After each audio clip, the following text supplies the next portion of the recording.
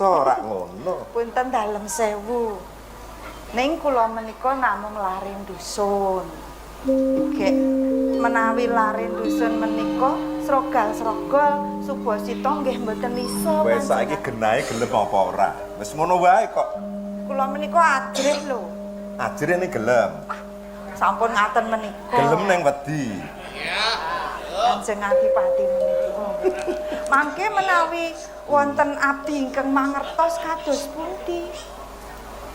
Wus dangupun Kakang Wuyung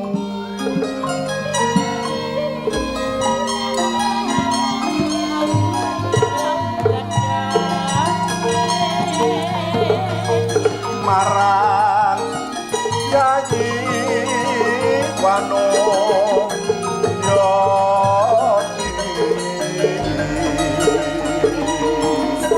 menika saestu mboten menapa-menapa. Mangke menawi jer menika wonten ingkang mangertos kados pundi? ora ana sik ngerti. Kono lampune peteng do ora kersa kene kok. Kanjeng Adipati menika lho. Ning rak yo gelem to. Injih. Nah, ngono kuwi. Ning mboten kesesa ngaten lho. Alon-alon kemawon. Alon-alon. Nggih. Ya. Kula menika dereng nate leladi kakung kok. Durung tau leladi kakung. Inggih. Ya. Janipun kula menika inggih kepengin gadah katresnan menapa malih kados panjenengan menika priyaga luhur mongko Kanjeng Adipati sinuyudan para kawula semanten kathahipun. Saiki rak wis kelakon. Tuhu wani tahu pomo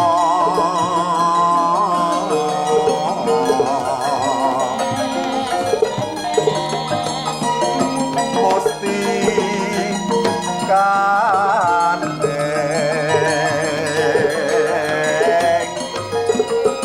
para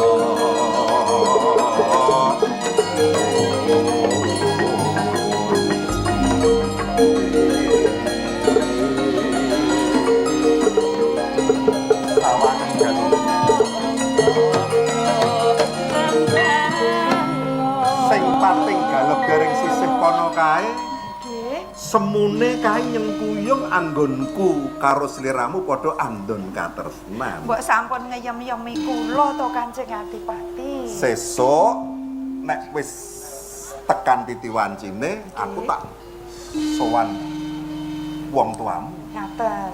tak matur. Dipun tembung resmi ngaten nggih. Kanjeng Adipati menika kok malah gemujeng lho. Saking senenge Ngaten. jumeneng adipati duwe sisian isih nom tur ayu. Kanjeng Adipati menika nyuwun pangapunten menawi pun keparengaken kula badhe nyuwun prisa. Nyuwun prisa bab apa? Ngendikanipun menika wau Kanjeng Adipati kagungan garwa pira wae mboten menapa-menapa. Lah panjenengan menika garwanipun pinten to? Kula namung nyuwun prisa lho. Garwaku siji Diajeng Retnawulan. Ngaten. Lah ning ngendikane menika wau jarene akeh. Ora kok jarene oke. Umpama kaya ngono kuwi ya kahanan ora apa-apa. Ah, Kanjeng Adipati menika. Mengke gek kula menika nomor pira, Ro? Nomor 2. Kok kepiye to? Saestu.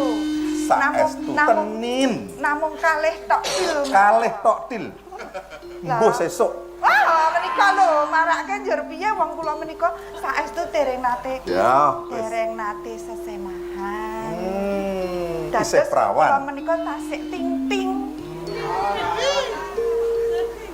Tasik ting-ting. Mugi tansah pinaringan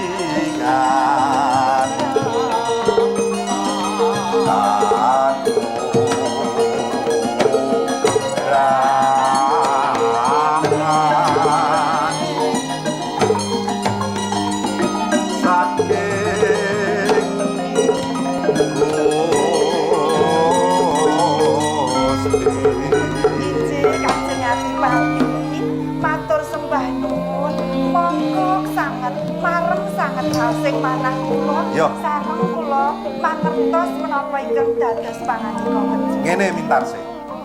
Anggone awake dhewe ana sesambungan iki kudu sesingitan.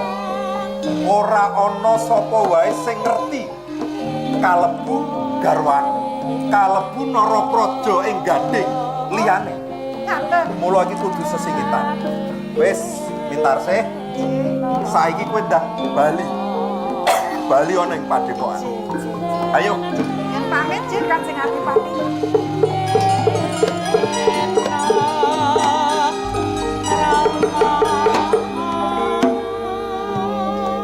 Adipati kuwi ora apa-apa. Apa meneh dadi adipati sing wingi wis lungguh minangka adipati saiki lungguh meneh. Dadi nek kepengin duwe bojo meneh ora apa-apa. Wis. Wis.